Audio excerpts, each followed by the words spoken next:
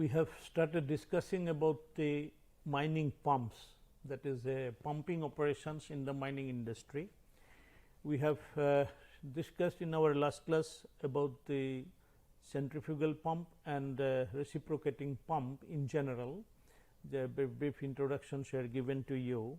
Now, today we will be discussing some of the examples of few pumps which are used in the mining industry, and basically some construction and operations will be discussed here, and so that you can know about what are the different pumps used in the oil and mining industry. So, in a pumping system, that is when you are working in mines, this is a pump alone is not the issue, that how a whole system is working, that is very important.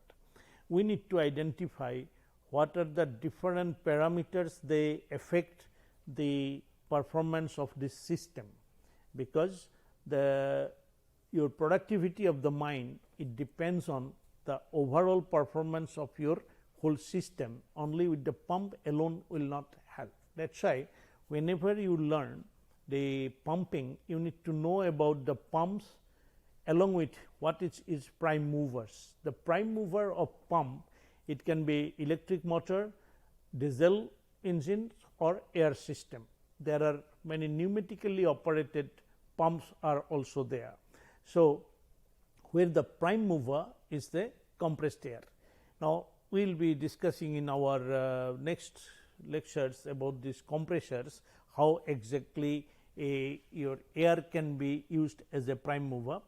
And then there will have to be a piping is very important, that how the pipes will be connected, and when the pipes are connected, that is they will have to be different joints on the pipes which may affect the operations. The detailed, when we do the theory of pumping, that is losses of head in the pipe, in its bands, all are taken care of. In your normally at the third year mining engineering studies, you have the mining machinery practical, where you study this pumping system by doing your practical on the total head loss, or that determining the characteristics of the pump on a particular installations with all these things. So, we will be seeing that how the pump characteristics are determined, it is in a different lectures. Then also there are different valves to control the flow in the system, that how the valves work, that is also another area, and there will be different controls, fittings and instrumentations. Today, why you need to study the mine pumps is to how can you automate the operation and maintenance of the pump. They are the very good candidate of IoT and machine learning. You can go for it. For example, I give you a problem. Say for example, in a mining area, there could be that a mine, say for Northern Coalfield, it has got number of mines. Each mine has got number of locations where pumps are working. So, if you see that whole area, there may be 40-50 pumps are working at different locations every day. They have got their either individual diesel operated or electrical operated. Now, the flow requirement and then their water pumping requirements vary seasonally at different seasons. Now, how will you develop a information system for proper operation and maintenance and cost control of this system? So, for that you will have to learn the whole pumping operations as a system. Now, there are, as I said, that a mine dewatering pump, that mine dewatering, it is again we have got a two type of dewatering. In open cast mines, you are dewatering the sumps where that water is accumulated from the underlying aquifers, when you are, or there will be in underground also, there will be in the sump, because of the water seeping into the underground, they may be carried to a sump, and from there it will have to be dewatered. Now, this pump water can horizontally from a smaller sump to a larger sump. Sometimes they are taken from the different galleries, different places, it is brought and pumped to a separate locations, and then from there that it will have to be lifted vertically. Now, there are different types of pumps are there. You will have to make yourself effort to learn what is called vertical turbine pumps. There are axial flow pumps are used, electric and hydraulic submersible pump. This submersible pump is another one, another type of centrifugal pump where it is kept under water and then it will be doing. So, if any submersible pump that do not require priming will be the submersible pump. Then horizontal and multi-stage centrifugal pumps are also used for dewatering, and then there will be a single stage pumps are also used for mine dewatering. Here you can see that how a multi-stage vertical turbine pump is used in a mine, or we have got here a horizontal turbine pumps are used in a sump from the underground mines to take out the things. This type of situations you can see in the underground. Similarly, the special pump is your submersible pump. The submersible pump is used in underground as well as in open cast mines, and there are quite a large varieties of this submersible pumps are there. Now, what is a submersible pump? It is an airtight chilled motor that is designed to provide a variety of different types of. You can see here that is the pump is associated with the motor, and the whole unit is lowered into the water and kept under there, and then it pumps the water to the surface. So, this is, as you can see here, it is the scheme of Neyveli Lignite Corporation. In the Neyveli Lignite, whenever you are to do the mining over here, because this water table need to be that is kept below. So, that is why that pumping, a lot of amount of pumping will have to be done, otherwise this will at a high pressure this will inundate the pit floor. So, this operation is done by this submersible pump. Now, in a submersible pump, they exactly that converts the rotary energy into a kinetic energy by using pressure energy pulled from the pump. That the pump is basically giving a motion to the water, so that it can goes through the pump and then goes to the intake, then to the your delivery site. So, there are different manufacturers who make different type of this submersible pump. There are bladder type, grinder type, well pump, borehole pump, fountain pump, utility pump, different names are given by different manufacturer. So, what you need to do, you will have to study the construction and operation of these machines, because they have got certain basic advantage and disadvantage. Now, what is the basic advantage of a submersible pump? As I said that there will not be any requirement of the priming, because it is always submerged in water. They are a very high efficiency pump, that is your low level of energy is required there, and that is they are very good, but only thing is they need to be seen that how your that electric motor which will be going and kept under this your submerged conditions, their insulations and the operations, it will have to be specially designed motor, then it will be having a very high efficiency. And then there will be for the depending on the pumping actions, that means the hole which you will be creating, we can make that a wide range are available, even for a very small one to a very large one, because they work on a multi-stage basis. So, even in a small hole, having a number of pumps can be together there. Multi-stage pumping, sometimes we have got even 80 stages of pumpings are also manufactured these days. And then another thing is, such type of pumps will never make much noise. They will be always having a low noise operations.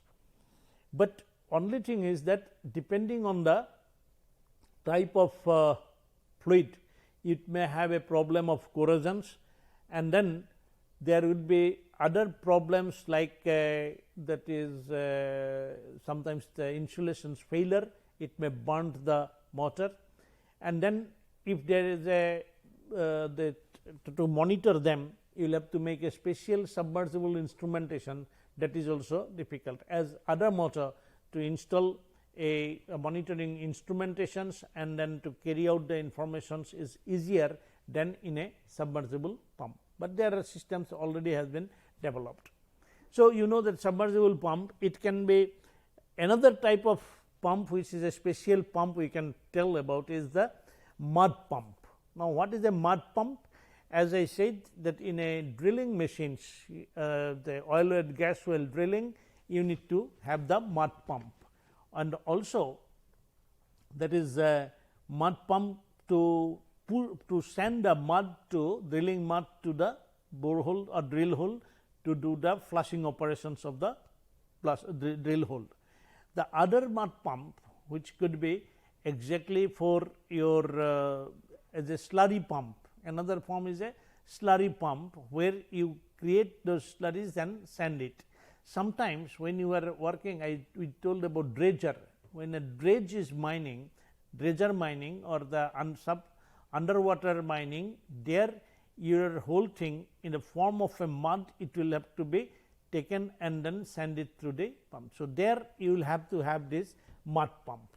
So, basically when we say mud pump, it is what is used in the oil industry as a drill rig, and there sometimes are very high pressure pump, they will have to work at a very high pressures. Now, there mostly a reciprocating piston pumps are used. Now, you know that this principle of reciprocating pump you have learned in your school days, that is exactly what is there, a piston or rod is there, when this will be moving, here it is a double acting, because it is a two cylinders are there. Now, when it is going in these directions, then you can see here it is sucking the fluid in and that fluid will be out, and when it will be going towards these directions, this will be fluid will be in from here and the fluid will be out from here. So, in both the cases, the discharge pipe which will be going from here will be getting a continuous. So, this is a double acting or a duplex pump which is used in a oil pump. Now, sometimes there is a mud pump in your that is a triplex pump. Now, you can see here, this is a diagram of a triplex pump. You can see one delivery side is here, and then there are three your intake side is there, that is a triplex, 3 rods are there. Now, just to see with these diagrams, you can try to understand the triplex pump operations. You have got the shaft of the main pump, that is a three cylinders are there. Here you can see 1, 2, 3 cylinders are there, which has got those 3 pistons. By this crank operation, there will be 3 pistons will be moving, and they are operated by one single shaft, and that shaft is driven by, there is an electric motor. With that motor, we are having a belt drive, and through this the drive the power is given to the 3 rods. Now, when these 3 rods will be moving, this will be doing the reciprocating movement, and then the mud will be, that is your mud will be pushed to this. So, you can see the 3 cylinder, that is as this will be having a crankshaft, so that the 3 pistons will be keep on moving, that reciprocation motion, it will push, and then through this one manifold they are going to get exactly all that mud will be going through one. So, you understand that a triplex pump is a reciprocating pump, in which basically you are having a belt driven shaft by which this crank is running for 3 pistons, and the 3 pistons are pushing, that is from the 3 cylinder the mud is going, and then to the other delivery, one discharge or delivery point. So, now the thing is that what you need to do exactly knowing how the output will be there. Now, in case of your this triplex pump or duplex pump, the output formula is given by this depending on that stroke length. Exactly what is the length of this, how much it is moving, the piston is moving inside the cylinder, that is giving the stroke length. And then there will be the depending on the diameter, what is the total area swept, that gives the that is your main output. So, this you can do a simple calculations and see how it is done in a triplex pump. That is your if you are to find out the pump output at different, that your percentage of your efficiency. Now, as this formula is already given, then you can easily put it over here using this formula. You can calculate this, what is the output. You can see here that how much meter cube per stroke it is given. Then if you know that is what is the total number of stroke per hour it is giving, you can find out that what is the hourly capacity. So, in this way you are in a, that is when you are working as a drilling, depending on the penetration rate, and then you will have to find out at what rate you will have to sand mud, and those are the mud calculations which is done in the drilling technology. So, when you will be studying drilling technology, there you will be learning the other thing, but as a pump its importance is to be known.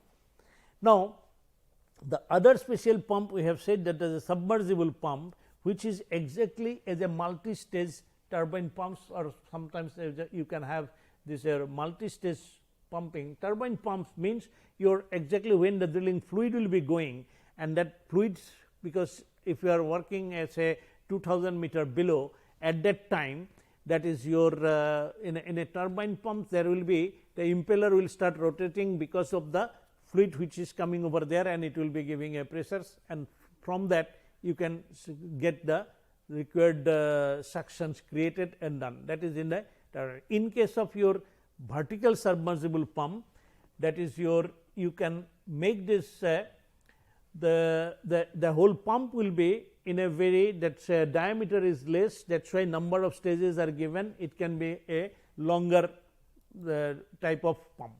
The other pump which is there used in the mining industry is the mono pump, which is called a progressive cavity pumps. This Australian design which came, and it is exactly a very good for dewatering with a slurries or with a highly solid laden can be used with this, and that once it was decided it can be used in many others also. The basic principle is just like a screw pump. In a screw pump you might have in the transportation we will be discussing about the screw conveyor. That same screw conveyor principle has been used in a pumping in case of a mono pump or a which is a in a mono pump. You can see here that a special type of rotor is there. This your the discharge point, and that we are having that that unit wise, that component wise, we have got that your a drawbar, and we are having this stator, and inside that we have got this screw shaft as a screw type of this shaft is there, and then we have got this universal joint by which they are connected together, and from here the fluid is suction. Now, this whole shaft is given to the drive motor, whereby coupling it with this, and then it is kept inside the packing houses, and that packing glands are there, and then you are supported on the bearing, and then with all things the bearing cover, and then ultimately it is the drive motor. Now, here they have whenever there is two shafts, there is a particular type of coupling, and then there will be the slips. So, there is a whole unit. Basic operating principle in a mono pump is this helical curve, which is when it will be moving, it will be creating a moving cavity, and this will be sucking the material out. This has exactly got very popular in having the that your in the mine dewatering purposes, because there lot of muds and all are there. So, if this basic in a simple one, this is a progressive cavity is created, and then its main feature is it is a positive displacement pump, that whole things are pushed out, and then it is just a very high head, and then if we are using such type of pump, you can replace this multi-stage pumping, because in a multi-stage pumping and all, because of their more units, there have been more maintenance problem, there is also more energy consumptions.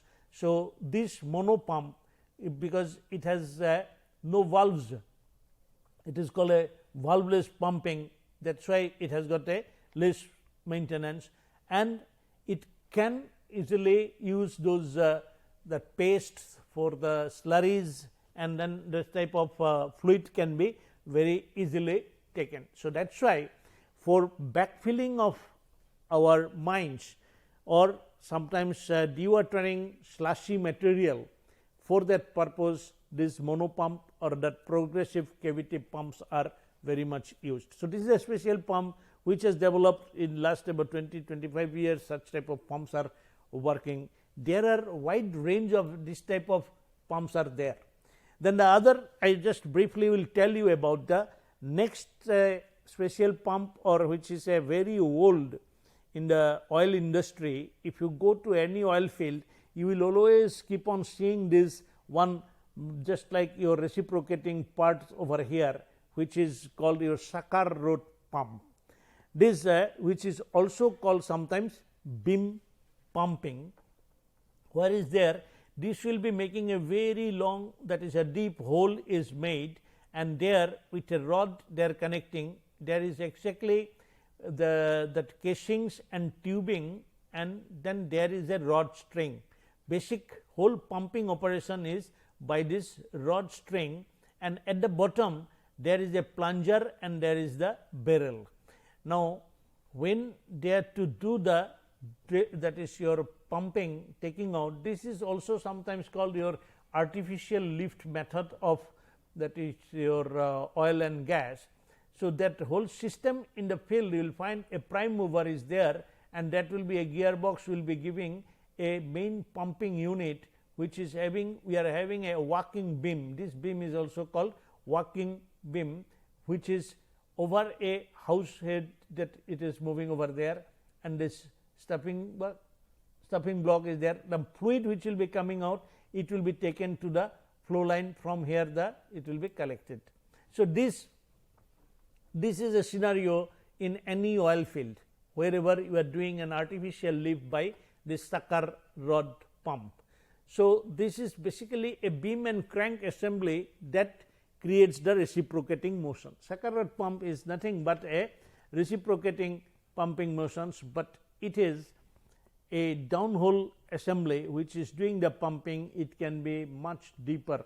So, the surface equipment, where as you have seen in the previous diagram, we have got the prime mover, we have got the gear reducer, we have got the pumping unit, we have got this rod, and then wellhead assembly and the casing tubing.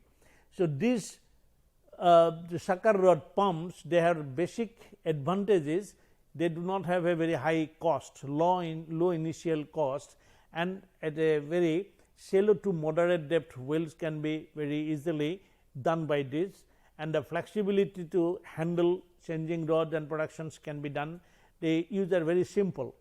If you know that in our Munidi mines, when the first the coal bed methane extractions they had to do it, there they were using the sucker rod pump for dewatering the things hole, and then get the collection of the gas. So, that was used over there.